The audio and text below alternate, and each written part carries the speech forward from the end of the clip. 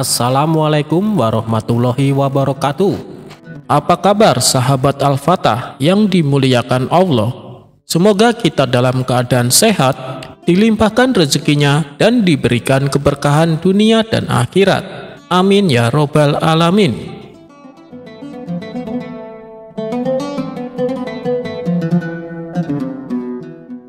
Suatu hari, ketika Abu Nawas pulang ke rumah, ia mendapati istrinya sedang mengenakan baju dan perhiasan terbaiknya. Melihat hal itu, timbul perasaan curiga pada diri Abu Nawas. "Wah, mau kemana kamu?" tanya Abu Nawas. "Apakah engkau lupa? Hari ini ada pesta pernikahan kawanku. Tempo hari kan aku sudah memberitahumu," balas istrinya. "Oh, iya ya, aku ingat sekarang. Pergilah, tapi ingat, jangan pulang larut malam," kata Abu Nawas berpesan. Sang istri pun lalu pergi menuju pesta pernikahan kawannya. Karena asiknya di suasana pesta, tidak terasa waktu sudah larut malam, sehingga istri Abu Nawas pulang terlambat. Benar saja, ketika dia pulang ke rumah, dia pun mendapati pintu rumahnya tertutup. Lalu dia memanggil Abu Nawas beberapa kali agar membukakan pintunya. Sementara Abu Nawas tidak menjawab dan tidak pula bersuara. Istri Abu Nawas pun berkata dalam hatinya, "Apakah begini cara kau menghukumku, Abu Nawas?"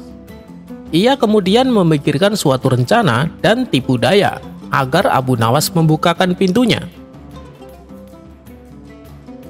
Sambil mengetuk pintu, sang istri berkata, "Suamiku, buka pintunya, atau aku akan berbuat nekat." Namun Abu Nawas tidak menghiraukan ucapannya. "Kalau kau masih tidak membukakan pintu, aku akan menjatuhkan diri dari atas tangga, dan aku akan mengaku jika engkaulah yang mendorongku," ancam istrinya berteriak. Abu Nawas tetap saja tidak menghiraukan ucapannya. Selang beberapa saat, Abu Nawas mendengar suara terjatuh. Gubrak! Dia mengira istrinya benar-benar menjatuhkan diri dari atas lantai. Abu Nawas pun segera membuka pintu dan berjalan menuruni tangga. Dan ketika sampai di bawah, dia hanya menjumpai sebuah batu besar. "Dia mencoba mengelabuiku," pikir Abu Nawas. Abu Nawas pun segera naik kembali. Tapi ketika akan memasuki rumah, pintunya sudah dalam keadaan tertutup. Ternyata saat Abu Nawas turun, istrinya dengan sigap masuk ke dalam rumah dan mengunci pintunya. "Buka pintunya, aku tahu kau di dalam," teriak Abu Nawas. Namun tak ada jawaban dari dalam rumah. Abu Nawas pun terus mengetuk pintu beberapa kali dan kembali berteriak, "Istriku, jika kau tidak membukakan pintu, aku akan bunuh diri," kata Abu Nawas mengancam. Tiba-tiba dari dalam rumah sang istri berteriak, "Hai orang-orang, lihatlah suamiku, selalu pulang larut malam. Tiap malam kerjaannya cuma begadang." Mendengar teriakan tersebut, Abu Nawas menjadi panik. "Istriku, apa yang kau lakukan? Kau gila ya? Kamu membangunkan orang-orang dari tidurnya hanya untuk membalas dendam. Allah mengetahui bahwa aku tidak bersalah. Buka pintunya sekarang," kata Abu Nawas kesal. Sang istri malah berteriak semakin keras, "Tolong, tolong, suamiku akan merobohkan pintu. Dia juga akan memukulku. Tolong selamatkan aku." Mendengar ada kegaduhan, para tetangga langsung keluar mendatangi rumah Abu Nawas. Mereka melihat Abu Nawas sedang berdiri di depan pintu rumahnya yang tertutup. Melihat kehadiran mereka, tentu saja membuat Abu Nawas menjadi malu. "Kamu ini kenapa sih, Abu Nawas? Sudah pulang larut malam, malah mau memukul istrimu. Kamu sekarang sudah berubah, Abu Nawas," kata para tetangganya. "Iya, saya minta maaf telah mengganggu waktu istirahat kalian," balas Abu Nawas. Abu Nawas pun terpaksa tidur di luar rumah.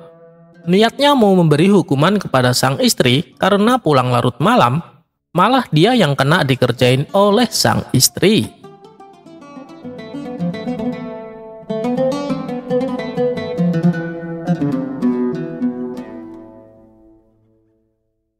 Diceritakan, Abu Nawas memiliki hewan peliharaan.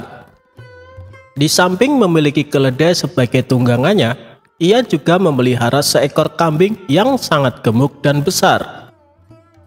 Tak pernah terlintas di benak Abu Nawas untuk menyembelihnya. Ia lebih menyukai kambingnya sebagai hewan peliharaan. Pada suatu hari, kawan-kawan Abu Nawas datang berkunjung ke rumahnya. Saat memasuki halaman rumah, mereka melihat kambing peliharaan Abu Nawas yang diikat di samping rumah. Abu Nawas menyambut hangat kawan-kawannya itu, dan setelah mengobrol, salah satu kawannya berkata kepada Abu Nawas, "Kambing punyamu hebat sekali Abu Nawas, gemuk dan sehat. Bagaimana kalau kita berpesta dan sembelih saja kambing itu?" usul kawan lainnya. "Ya, aku setuju. Dagingnya pasti enak dan lezat," timpal kawan satunya. Mendengar perkataan teman-temannya, Abu Nawas mencoba mengelak. "Kambingku itu tidak terlalu gemuk, belum begitu besar," kata Abu Nawas beralasan. Bagaimanapun, Abu Nawas sangat menyayangi kambingnya. Ia tidak sampai hati kalau sampai disembelih. "Hei Abu Nawas, apa kamu tidak dengar kabar kalau besok akan kiamat? Kambingmu juga tidak akan bertambah gemuk," kata teman-temannya. "Ya Abu Nawas, besok akan kiamat, kita sembelih saja kambingnya," sahut yang lainnya. Mereka terus saja mendesak Abu Nawas agar bersedia kambing kesayangannya disembelih. Abu Nawas pun mulai kesal mendengar perkataan teman-temannya yang memaksa. "Baiklah, besok kita akan pesta di pantai. Daging kambingnya kita bakar dan kita makan sama-sama," tutur Abu Nawas. Keesokan harinya, Abu Nawas dan teman-temannya berangkat menuju sebuah pantai. Setibanya di sana, Abu Nawas berkata, "Kalian bersenang-senang saja dahulu, biar aku yang memasaknya." Mendengar itu, teman-temannya kegirangan dan mereka segera melepas baju untuk berenang di tepian pantai. Saat mereka tengah berenang, diam-diam Abu Nawas mengambil baju semua temannya. Abu Nawas pun mulai menyembelih kambing dan mengulitinya. Lalu ia membakar semua baju temannya untuk memanggang daging kambing tersebut. Selesai berenang, teman-temannya kebingungan mencari baju. "Hei Abu Nawas, kamu melihat baju kami tidak?" tanya temannya. "Oh iya, tadi aku waktu kesini lupa membawa kayu bakar. Sebagai gantinya, aku bakar baju kalian untuk memanggang daging kambing ini," ujar Abu Nawas. "Kamu gila ya Abu Nawas? Masa kami pulang dalam keadaan telanjang?" ucap mereka. "Percayalah padaku, kalian sudah tidak akan membutuhkan baju, karena kata kalian hari ini akan kiamat bukan?" timpal Abu Nawas. Teman-temannya hanya bisa bengong mendengar jawaban Abu Nawas. Mereka tak mungkin memarahi Abu Nawas, karena yang dilakukan Abu Nawas akibat perkataan mereka sendiri. Setelah selesai makan, mereka terpaksa pulang tanpa memakai baju. Dan di sepanjang perjalanan, mereka ditertawakan oleh para warga yang melihatnya.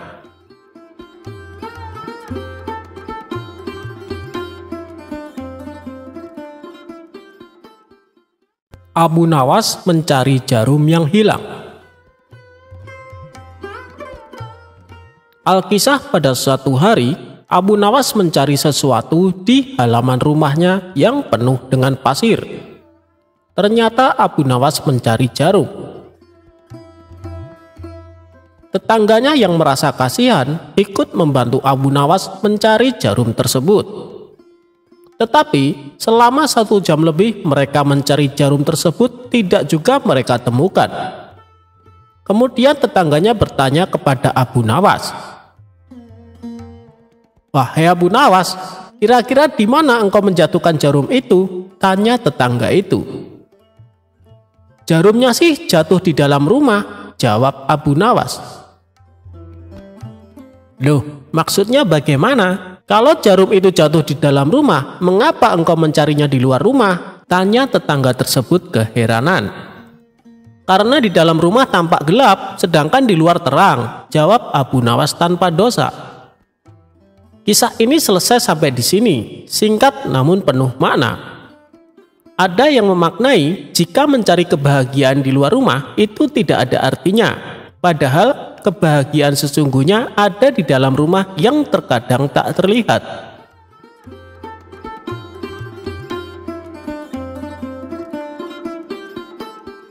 Hidup bertetangga kadang ada yang suka dan ada yang kurang suka dengan kita.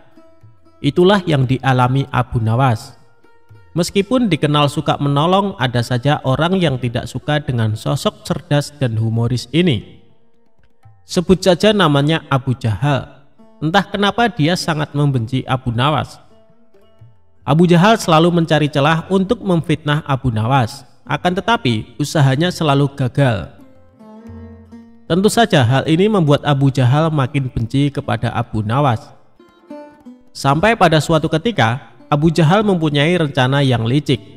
Dia akan menjebak Abu Nawas supaya namanya menjadi buruk di mata masyarakat. Esok harinya Abu Jahal mulai mengatur strategi. Ia pergi ke pasar untuk membeli sandal.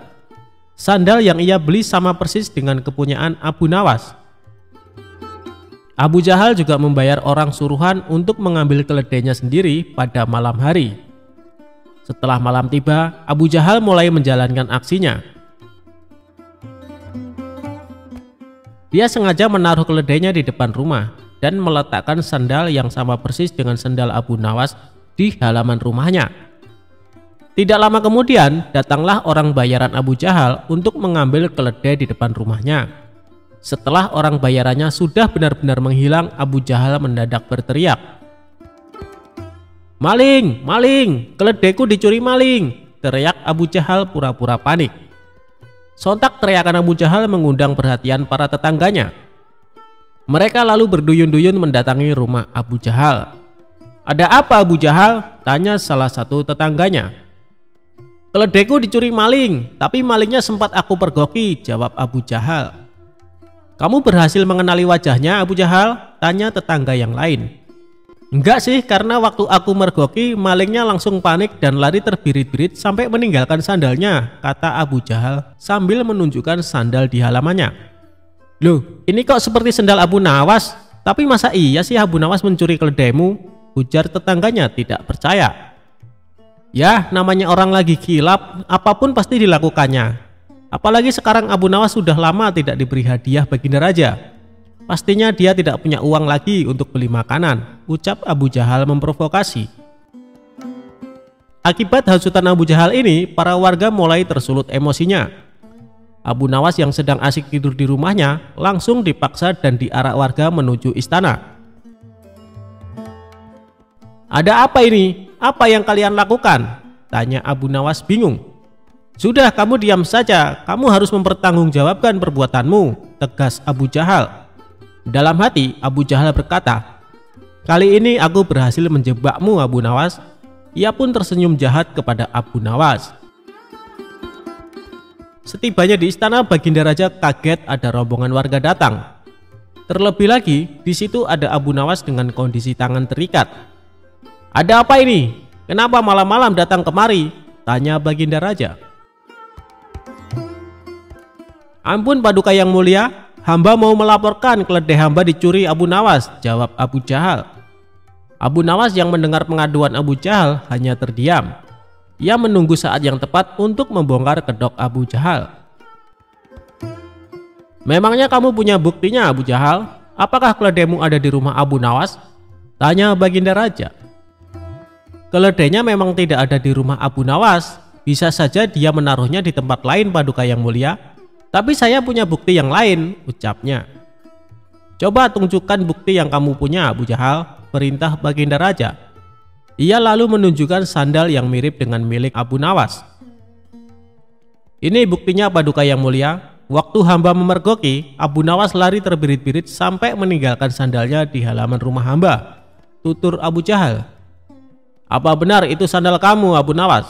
tanya baginda raja kepada Abu Nawas. "Bukan baginda raja, tapi sandal itu memang mirip dengan sandal hamba. jawab Abu Nawas. Kamu jangan coba mengelak Abu Nawas, jelas-jelas itu sandalmu, bentak Abu Jahal. Sudah, berikan saja sandal itu kepadaku, pinta Baginda Raja kepada Abu Jahal. Setelah Abu Jahal memberikan sandal tersebut, Baginda Raja lalu memanggil Abu Nawas. Abu Nawas, kemarilah. Coba pakai sandal ini, perintah Baginda Raja. Setelah dicoba, sandal yang dibawa Abu Jahal tidak muat di kaki Abu Nawas. Melihat hal itu, Abu Jahal mulai belingsatan, mukanya pucat dan keringat dingin mulai keluar dari tubuhnya.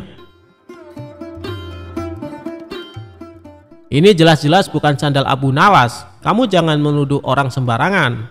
Atau jangan-jangan kamu ingin memfitnah Abu Nawas? Bentak Baginda Raja geram kepada Abu Jahal. Dengan mulut terbata-bata, Abu Jahal menjawab, maaf Paduka yang mulia, hamba kira itu sandalnya Abu Nawas. Ternyata Abu Jahal salah perhitungan saat membeli sandal yang mirip dengan sandal Abu Nawas.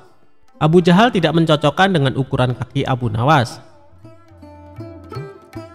Di saat Abu Jahal mulai terbongkar rencana busuknya, Abu Nawas langsung melancarkan aksinya.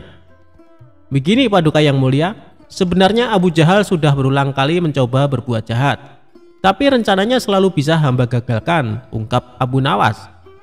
Perkataan Abu Nawas ini juga dibenarkan oleh para warga. Benar Baginda, benar apa yang dikatakan Abu Nawas. Kami sungguh sangat menyesal dan kecewa karena kali ini kami termakan hasutan Abu Jahal. Kami minta maaf Abu Nawas, ucap para warga. Abu Nawas pun memaafkannya karena pada dasarnya mereka hanya termakan hasutan Abu Jahal. Sementara Abu Jahal langsung dimasukkan ke penjara atas perbuatan yang dilakukan.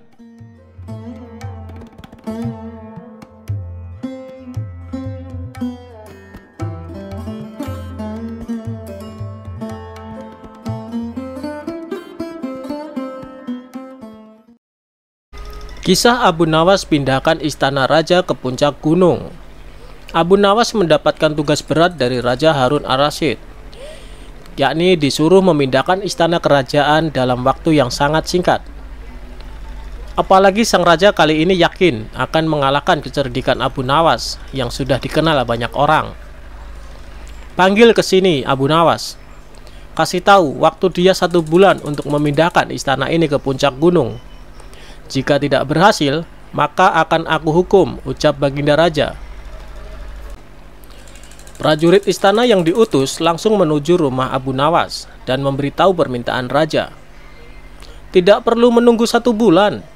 Hari ini juga istana Baginda Raja akan aku pindahkan, jawab Abu Nawas dengan enteng. Sontak para prajurit kebingungan, bagaimana caranya?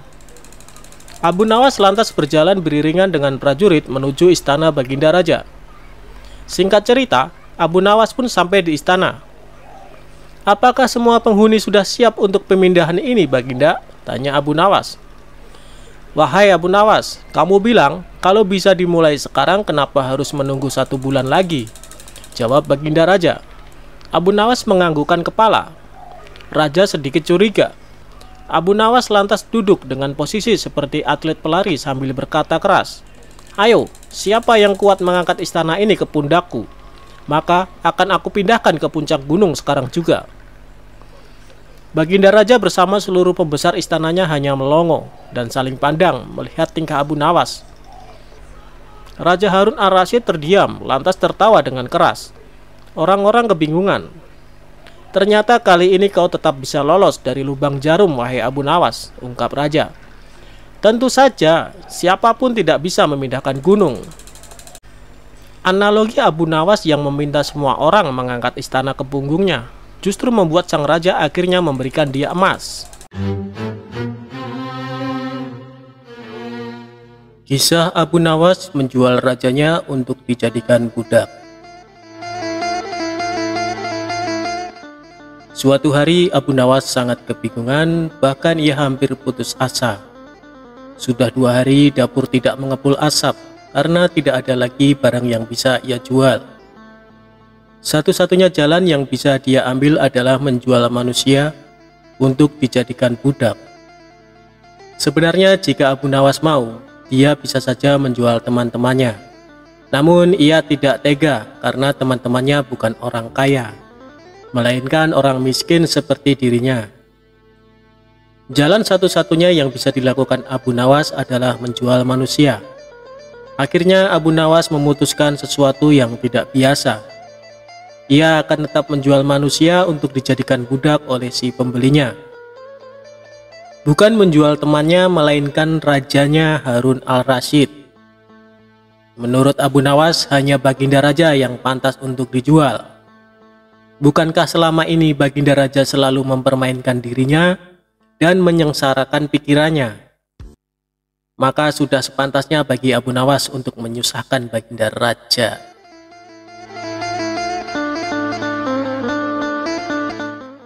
Abu Nawas mencari cara agar bisa menjual Baginda Raja Harun al-Rasyid. Ia pun mendapat ide dan menjumpai sang raja.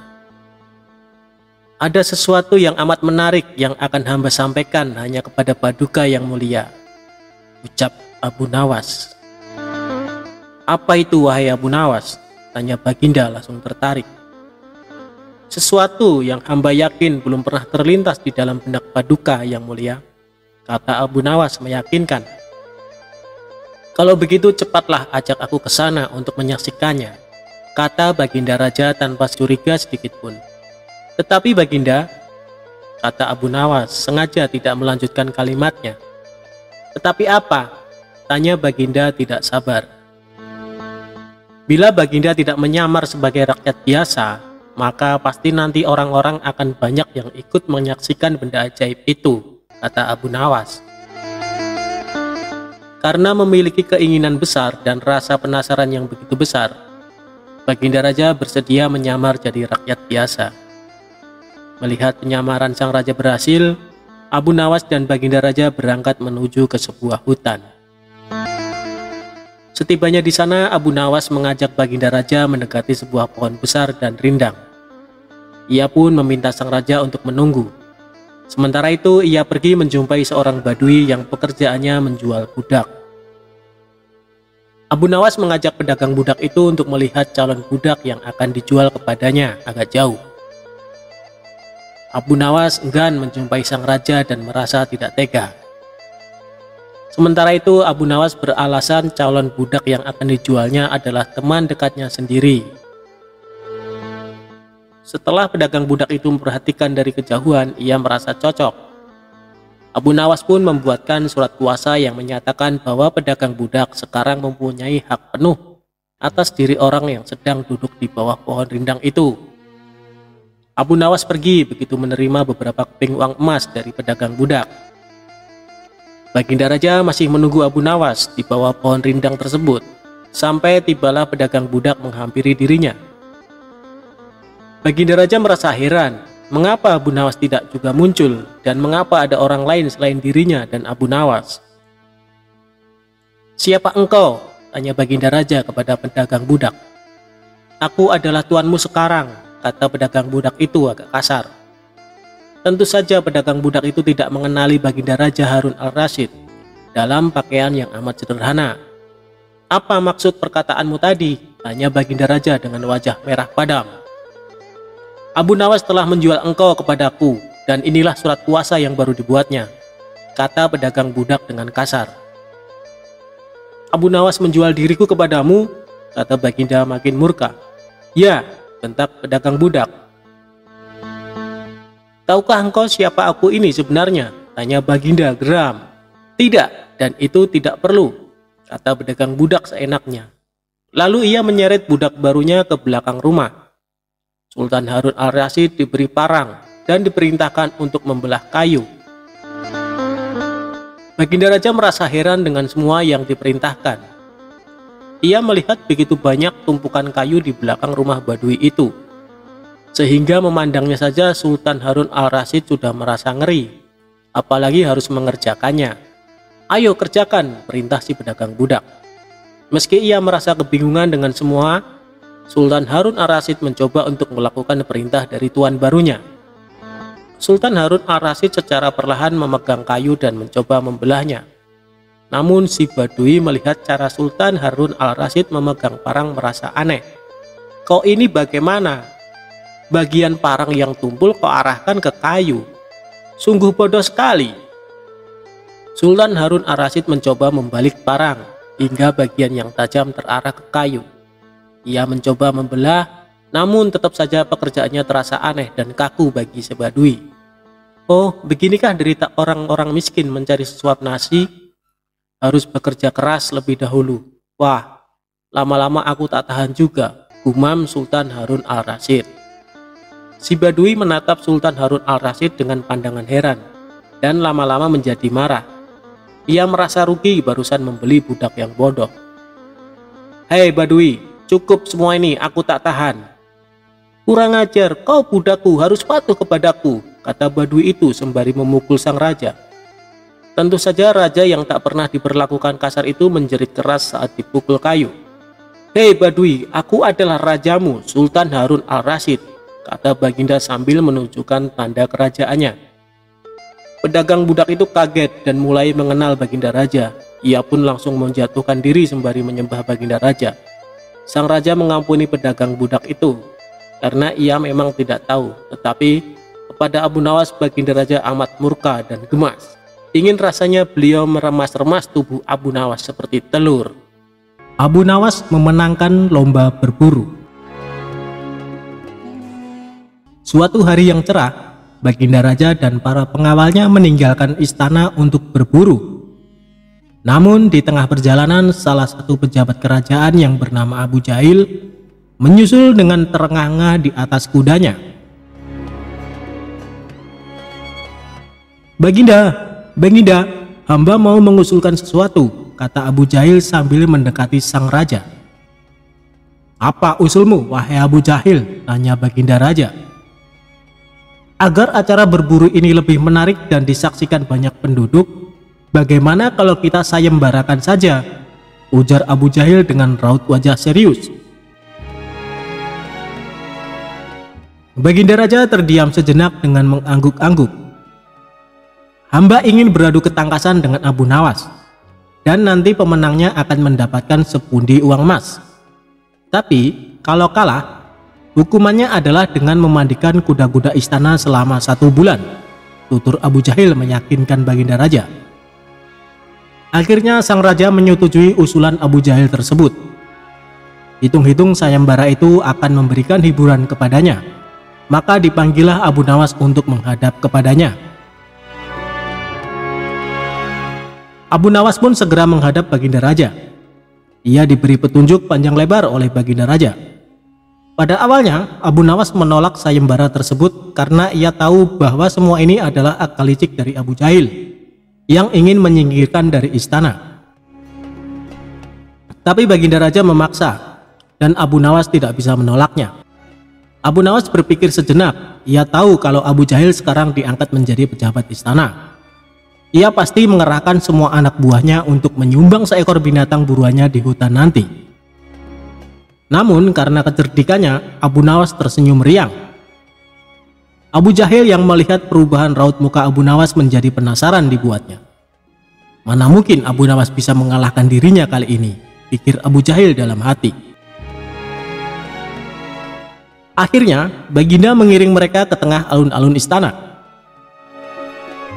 Raja dan seluruh rakyat menunggu siapa yang akan menjadi pemenang dalam lomba berburu. Terompet tanda mulai adu ketangkasan pun telah ditiup. Abu Jahil segera memacu kudanya secepat kilat menuju hutan belantara. Anehnya, Abu Nawas justru sebaliknya. Ia dengan santai menaiki kudanya, sehingga para penonton banyak yang berteriak. Singkat cerita, menjelang sore hari, tampaklah kuda Abu Jahil memasuki pintu gerbang istana. Ia pun mendapat sambutan meriah dan tepuk tangan dari rakyat yang menyaksikannya. Di sisi kanan dan kiri kuda Abu Jahil tampak puluhan hewan yang mati terpanah. Abu Jahil dengan senyum bangga memperlihatkan semua binatang buruannya di tengah lapangan. Aku Abu Jahil berhak memenangkan lomba ini. Lihat, binatang buruanku banyak. Mana mungkin Abu Nawas mengalahkanku? Teriaknya lantang yang membuat para penonton semakin ramai bertepuk tangan. Tidak berapa lama kemudian terdengar suara kaki kuda Abu Nawas. Semua orang menertawakan dan meneriakinya, karena Abu Nawas tak membawa satupun binatang buruan di kudanya. Tapi Abu Nawas tidak tampak gusar sama sekali. Ia malah tersenyum dan melambaikan tangan. Baginda Raja menyuruh 2 orang pengawalnya maju ke tengah lapangan dan menghitung jumlah binatang buruan yang didapatkan 2 peserta tersebut. Dan kesempatan pertama, para pengawal menghitung jumlah binatang hasil buruan Abu Jahil. 35 ekor kelinci ditambah 5 ekor rusa dan 2 ekor babi hutan, kata salah satu pengawal. Kalau begitu akulah pemenangnya, karena Abu Nawas tak membawa seekor binatang pun, teriak Abu Jahil dengan sombongnya. Tenang, tenang, aku membawa ribuan binatang. Jelaslah aku pemenangnya, dan engkau wahai Abu Jahil, silahkan memandikan kuda-kuda istana menurut aturan lomba. Semua binatang boleh ditangkap, yang penting jumlahnya, kata Abu Nawas sambil membuka bambu kuning yang telah diisi dengan ribuan semut merah. Jumlahnya sangat banyak Baginda, mungkin ribuan. Kami tak sanggup menghitungnya lagi, kata pengawal kerajaan yang menghitung jumlah semut itu. Melihat kenyataan itu, Abu Jahil tiba-tiba saja jatuh pingsan, dan Baginda Raja tertawa terpingkal-pingkal, serta langsung memberi hadiah kepada Abu Nawas. Kecerdikan dan ketulusan hati pasti bisa mengalahkan kelicikan.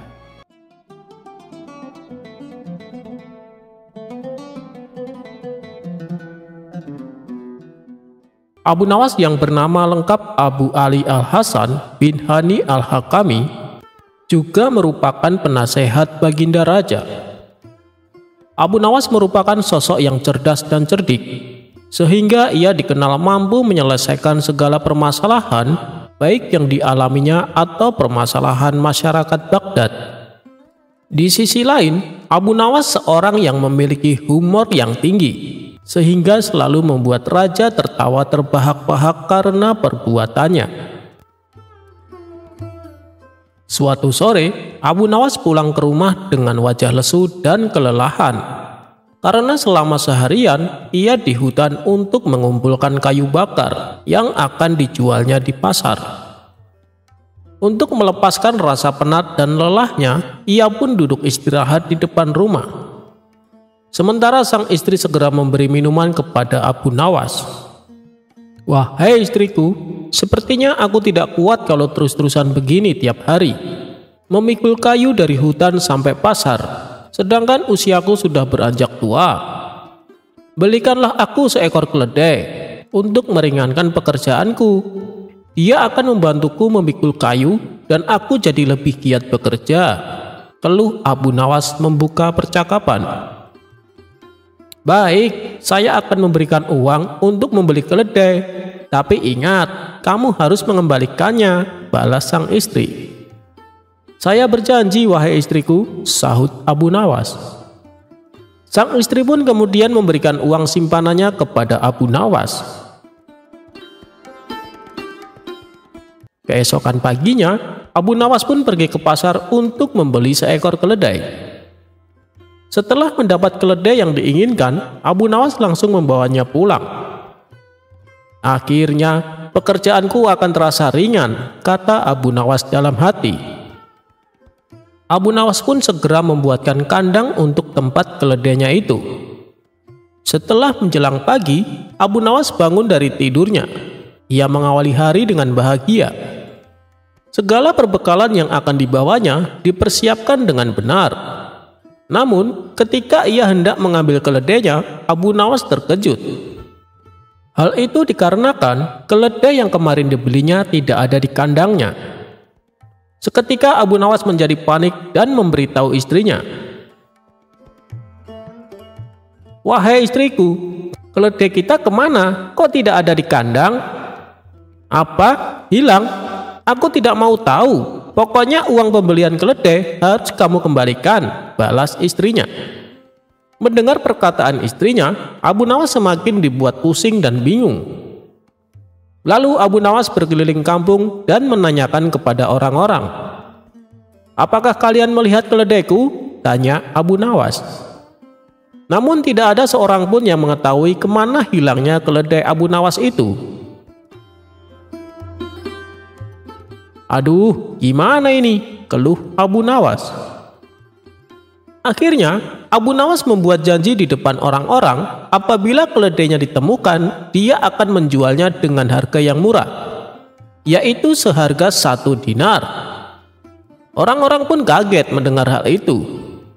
"Hei, kamu serius Abu Nawas?" tanya salah satu warga. "Ya, saya serius," jawab Abu Nawas.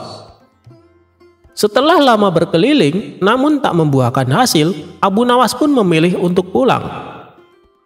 Saat di tengah perjalanan, tiba-tiba ia melihat keledai itu sedang makan rumput di pekarangannya. "Waduh, aku cari kamu kemana-mana, ternyata kamu malah berada di sini," ucap Abu Nawas kegirangan. Ia pun segera memberitahu istrinya. "Wahai istriku, ternyata keledainya berada di pekarangan," seru Abu Nawas. "Syukurlah, berarti Allah masih sayang sama kita," balas istrinya. "Tapi aku bingung wahai istriku," kata Abu Nawas. "Bingung kenapa? Seharusnya kamu senang keledainya bisa kembali," ujar istrinya. "Aku senang, tapi aku sudah berjanji sama orang-orang," kata Abu Nawas. "Janji? Janji apa?" tanya istrinya. "Aku sudah janji kalau keledainya ditemukan, aku akan menjualnya senilai 1 dinar," jawab Abu Nawas. "Kamu ini gimana sih? Keledai seharga 50 dinar akan dijual 1 dinar, balas istrinya heran. Setelah lama berpikir, akhirnya Abu Nawas menemukan solusinya.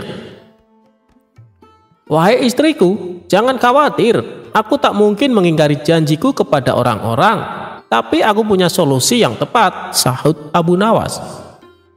Setelah itu, Abu Nawas membawa keledainya tersebut di hadapan warga. "Wah, keledaimu sudah ditemukan Abu Nawas?" tanya salah satu warga. "Iya kawan, dan aku akan menepati janjiku. Aku akan menjual keledai ini dengan harga 1 dinar. Ayo, siapa yang mau membelinya?" seru Abu Nawas. Para warga langsung berebutan untuk mendapatkan keledai Abu Nawas.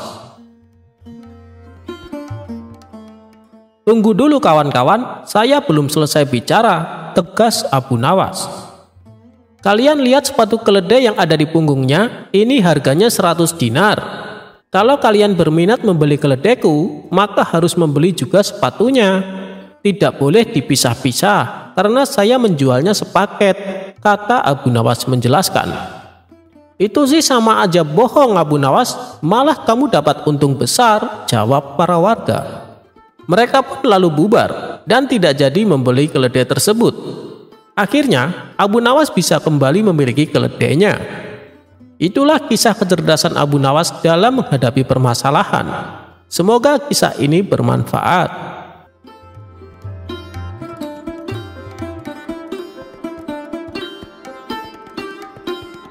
Abu Nawas membajak sawah dari dalam penjara.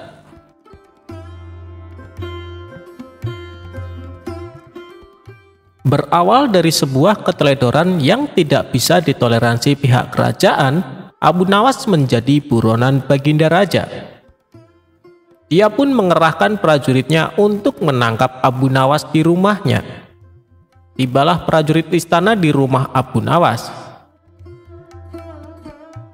Mereka melihat Abu Nawas dan istrinya sedang mencangkul di ladang yang akan ditanami kentang. Baru mencangkul beberapa meter saja, tanpa ampun para prajurit menggelandang Abu Nawas ke penjara istana. Abu Nawas sedih karena ladangnya belum selesai dicangkul.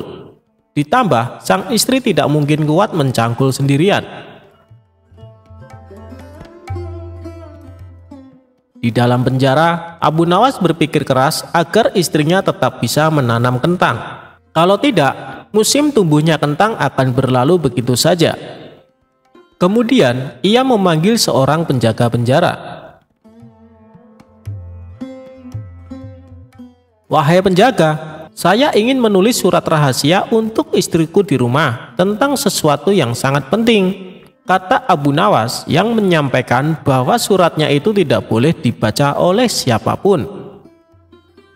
Si penjaga penjara tersebut langsung melaporkan keinginan Abu Nawas kepada Baginda Raja. Baginda Raja menyetujuinya. Penjaga penjara langsung mengambilkan kertas dan pena untuk Abu Nawas. Abu Nawas menulis dalam suratnya, "Wahai istriku, janganlah engkau sekali-sekali menggali ladang kita, karena aku menyembunyikan harta karun dan senjata di situ. Tolong jangan bercerita kepada siapapun." Tentu saja Baginda Raja penasaran, lalu membaca surat rahasia Abu Nawas untuk istrinya.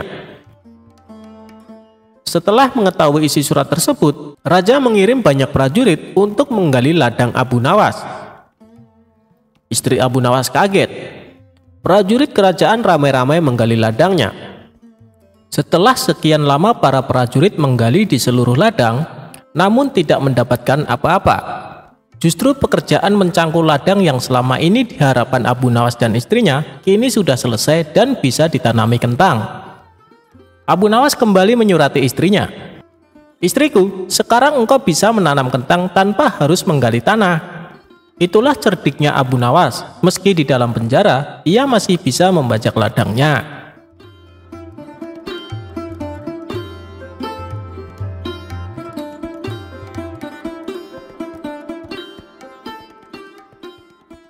Abu Nawas memberi solusi potongan hukuman tahanan.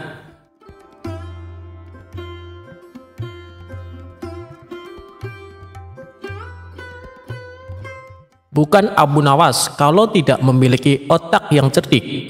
Pantas saja dalam kisah-kisah yang dituturkan, ia dikenal sebagai pemberi solusi atas apa yang dirisaukan oleh raja dalam hidupnya, baik soal dirinya, keluarga, bahkan masalah kerajaan itu sendiri. Abu Nawas juga dikenal sebagai sosok penyair yang cerdas dan banyak akal. Tak jarang, dirinya sering diperintahkan Baginda Raja untuk menjawab sesuatu yang sulit. Karena kecerdikan itulah, Abu Nawas selalu dapat menjawabnya dengan mudah. Ia memiliki banyak sahabat.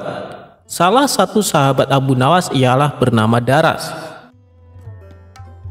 Suatu hari, ia bercerita, "Seminggu yang lalu, Raja memberi keringanan berupa potongan hukuman bagi para tahanan di penjara. Para tahanan itu merasa senang karena diberi potongan berupa setengah dari masa hukuman yang harus dijalani tiap tahanan tersebut. Jadi untuk tahanan yang dihukum 10 tahun tinggal menjalani hukuman 5 tahun saja. Kemudian jika seorang tahanan dihukum 20 tahun maka hanya mendapat 10 tahun saja. Terus masalahnya apa?" tanya Abu Nawas kepada Daras sambil melahap makanan yang dari tadi ingin disantap. "Jadi masalahnya begini, karena ada tahanan yang dihukum seumur hidup atau sampai sang tahanan tersebut meninggal, artinya kan harus ditentukan berapa lama sisanya ia akan dihukum. Padahal tak ada yang tahu kapan seorang itu meninggal. Karena tak ada yang tahu berapa lama umur seseorang itu," kata Daras. "Oh itu, berat juga masalahnya ya. Tapi beri saya waktu 10 menit saja, saya habiskan dulu ya makanan saya," ucap Abu Nawas sambil melahap sisa makanan di piringnya. Setelah makanan itu habis, wajah Abu Nawas tampak ceria. Hal ini menunjukkan bahwa dirinya telah menemukan pemecahan masalah tersebut. "Kalau menurut saya begini saja, masalah ini bisa diselesaikan dengan konsep persamaan," kata Abu Nawas enteng. "Oh ya, bagaimana?" tanya Daras yang sebenarnya ahli matematika itu. "Oleh karena persamaan itu menurutmu berarti seimbang atau keseimbangan, masalah pemotongan masa hukuman tersebut ya mudah saja diselesaikan," jelas Abu Nawas. "Caranya?" ucap Daras yang terus nyerocos merasa penasaran. "Jadi begini, supaya orang yang dihukum seumur hidup itu dapat potongan hukuman setengah masa hidupnya, Cara menghukumnya begini saja. Sehari ia ditahan, sehari ia dibebaskan.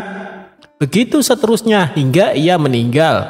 Seimbang bukan? Seperti persamaan, tutur Abu Nawas sambil tersenyum kecil.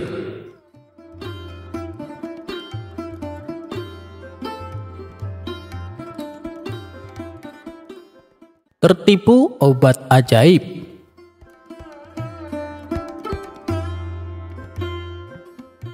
Memang semua sudah tahu dan kagum akan kecerdasan Abu Nawas. Tak ada yang meragukan sama sekali. Pada suatu hari, Baginda Raja telah mempermalukan Abu Nawas dengan menyiram air kencing di depan para tamu undangan. Abu Nawas hanya bisa terdiam, namun dalam hati, dia merencanakan sesuatu di lain hari. Begini kisahnya. Figur Abu Nawas ini memang sangat lihai dalam menyelesaikan masalah. Tidak hanya lucu saja, akan tetapi juga bijaksana, sehingga Abu Nawas tidak dapat dianggap enteng. Raja sangat bangga memiliki warga seperti Abu Nawas ini. Namun, pada pihak lain dari diri Abu Nawas juga sangat menjengkelkan raja, karena ulahnya yang selalu tidak tahu diri. Oleh karena itu, Baginda Raja tak pernah berhenti memeras otaknya untuk membalas Abu Nawas. Seperti pada tahun-tahun sebelumnya, setiap bulan Rabiul Awal diadakan acara Maulid Nabi. Sambil tersenyum, Baginda Raja menggumam dalam hati, "Awas ya kamu Abu Nawas, kali ini kamu pasti kena." Acara Maulid Nabi pun tiba dan diselenggarakan di istana. Pada saat itu, semua pembesar negeri hadir termasuk putra-putra mahkota dari kerajaan sebelah. Termasuk pula Abu Nawas ikutan diundang. Dengan perintah raja, semua yang hadir di acara Maulid Nabi tersebut dipersilahkan untuk berdiri dan kemudian disiram dengan air mawar yang menebarkan bau harum. Kecuali Abu Nawas, dia disiram dengan air kencing. Setelah disiram dengan air kencing tersebut, jadi sadarlah Abu Nawas kalau dirinya telah dipermalukan di depan para pembesar negeri. Dia bungkam 1000 bahasa dan hanya bisa bergumam dalam hati, "Baiklah, hari ini Paduka telah memberiku kuah tak sedap. Esok hari, aku akan membalasnya dengan isinya." Sejak kejadian itu, Abu Nawas tidak pernah menjejakkan kakinya di istana. Raja pun menjadi kangen dibuatnya karena kelucuannya saat bercerita. Ketika raja memanggilnya ke istana, rupanya Abu Nawas tidak bersedia dengan alasan sakit yang membuat tubuhnya lemah lunglai. Karena khawatir telah terjadi sesuatu dengan diri Abu Nawas, raja pun ingin menengoknya diiringi dengan beberapa petinggi kerajaan. Pucuk dicinta ulam pun tiba. Abu Nawas yang dalam keadaan segar bugar itu pun langsung memasang aksi. Matanya terpejam, badan tergeletak lemah lunglai. Namun, sebelum dia beraksi demikian, dia telah terlebih dahulu menyuruh istrinya menyiapkan obat ajaib yang berbentuk bulatan-bulatan kecil. Dan di antara bulatan obat ajaib itu terdapat 2 butir yang dibubuhi tinja di dalamnya. Tak berapa lama kemudian, raja sudah ada di depan pintu rumah Abu Nawas. "Wahai Abu Nawas, apa yang kamu telan itu?" tanya raja. "Inilah yang disebut obat ajaib. Resepnya hamba peroleh lewat mimpi tadi malam.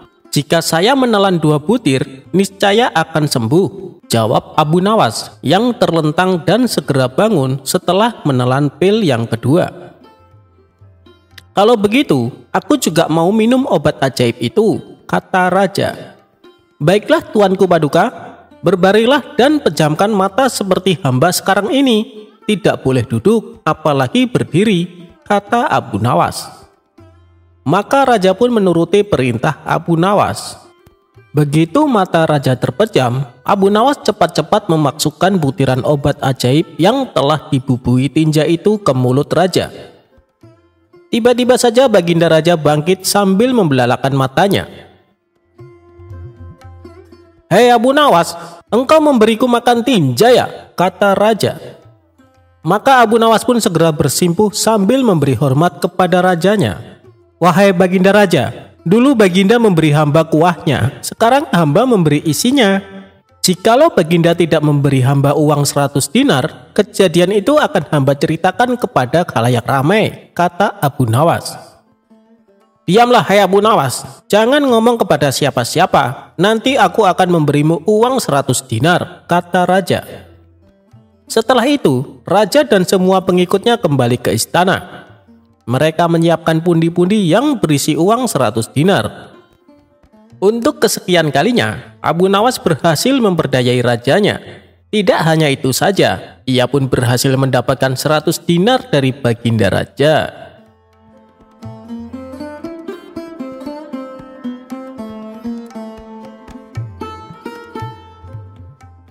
Abu Nawas ajari Abu Jahal mencuri. Abu Nawas dalam kesehariannya dikenal sangat sederhana. Namun ia memiliki tetangga yang tidak henti-hentinya memusuhi, yakni Abu Jahal.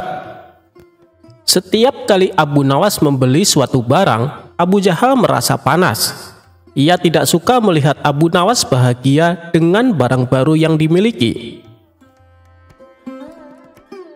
Suatu hari, Abu Nawas membeli sebuah lonceng, lalu menempelkannya di depan pintu rumahnya. Bila ada orang yang hendak bertamu, tidak perlu lagi mengetuk pintu, cukup membunyikan lonceng tersebut. Melihat hal itu, hati Abu Jahal pun merasa panas. "Sombong sekali Abu Nawas, beli lonceng saja pamer," ucap Abu Jahal. Abu Nawas yang menangkap gelagat Abu Jahal malah sengaja menggodanya. "Hei Abu Jahal, lihatlah, aku punya lonceng warisan leluhurku," teriaknya. Mendengar teriakan Abu Nawas, Abu Jahal makin kesal. "Dasar tukang pamer," balas dia. Padahal Abu Nawas sama sekali tidak ada niatan pamer. Abu Jahalnya saja yang merasa dengki dengan Abu Nawas. Akibat rasa dengki itu, Abu Jahal ingin membalas perlakuan Abu Nawas. Lalu muncullah di benaknya niat berbuat jahat. "Aku akan curi lonceng Abu Nawas, lalu aku buang ke hutan biar dia tahu rasa," pikir Abu Jahal. Ternyata niatan Abu Jahal ini bukan omong kosong.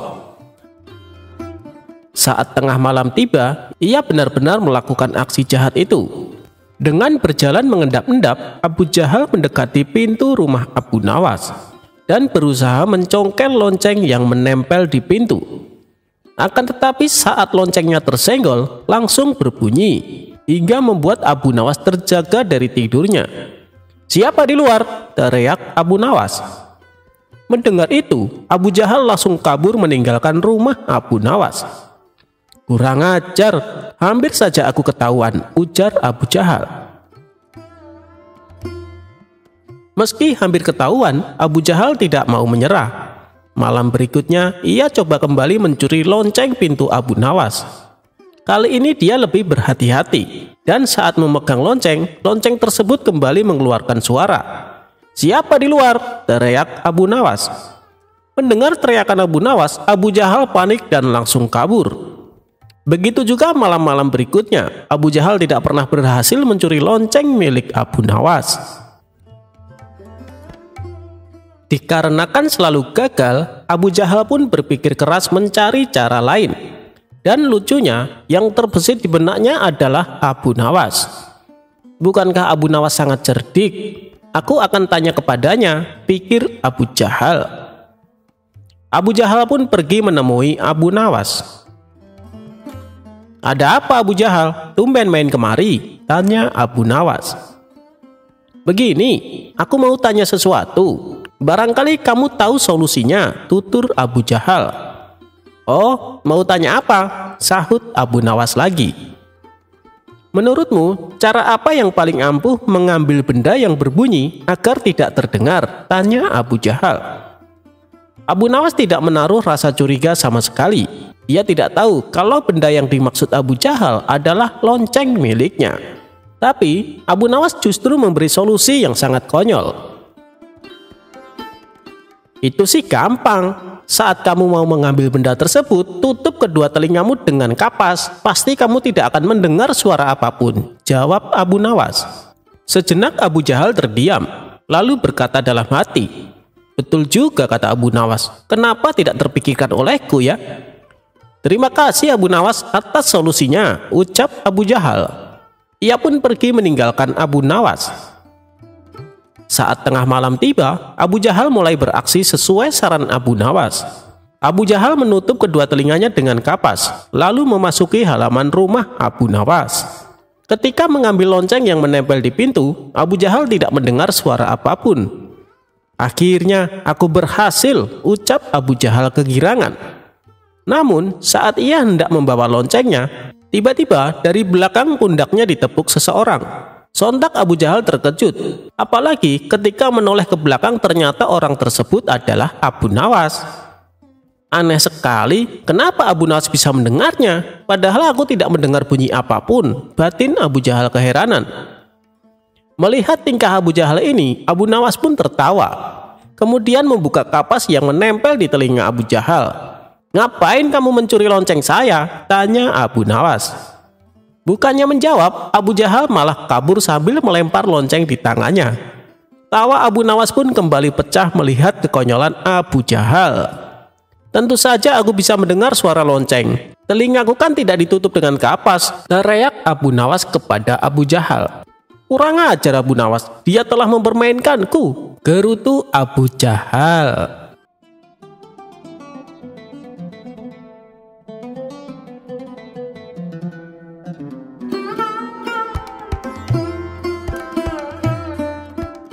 Assalamualaikum warahmatullahi wabarakatuh.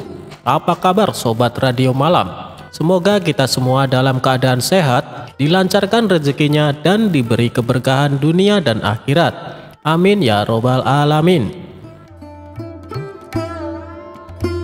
Abu Nawas menangkap matahari.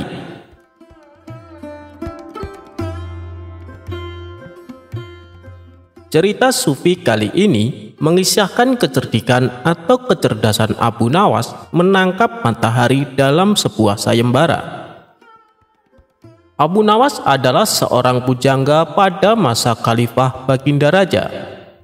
Ia termasuk salah seorang penyair yang sangat melegenda pada zaman itu. Pada suatu saat, Baginda Raja ingin membuat rakyatnya bahagia. Pasalnya, rakyat mengeluhkan kepada raja tentang betapa panasnya terik matahari kala itu. Karena itu raja mengadakan sayembara untuk menangkap matahari. Namun, hingga memasuki waktu yang ditentukan, tak ada seorang pun yang menyatakan kesanggupannya menangkap matahari. Sang raja pun lalu menunjuk langsung si cerdik Abu Nawas untuk menangani hal ini. Cepat, panggil Abu Nawas kemari, ada tugas penting yang harus dia lakukan, perintah Baginda Raja kepada beberapa pengawalnya. Singkat cerita, datanglah Abu Nawas menghadap Baginda Raja. Ampun Paduka yang mulia, ada apa gerangan Paduka memanggil hamba? Tanya Abu Nawas. Begini Abu Nawas, beberapa hari ini saya mendapatkan banyak pengaduan dari rakyatku, jawab Baginda Raja. Kalau boleh tahu, apa pengaduan mereka Paduka yang mulia? Barangkali hamba bisa membantu, balas Abu Nawas. Baginda Raja akhirnya menceritakan apa yang dikeluhkan masyarakat akhir-akhir ini. Kemudian, Abu Nawas menanyakan apa yang dikehendaki oleh sang raja dengan kondisi seperti itu. Raja pun kemudian menceritakan idenya untuk menangkap matahari dan menunjuk Abu Nawas untuk melakukannya. Bagaimana kalau matahari ditangkap saja Abu Nawas, dan orang yang pantas melakukannya itu adalah kamu, ujar Baginda Raja. Mendengar perintah Baginda Raja, Abu Nawas langsung tertunduk lemas. Apa tidak ada cara lain Paduka? Misalnya mereka diliburkan dulu bekerja di ladang, kata Abu Nawas mengusulkan.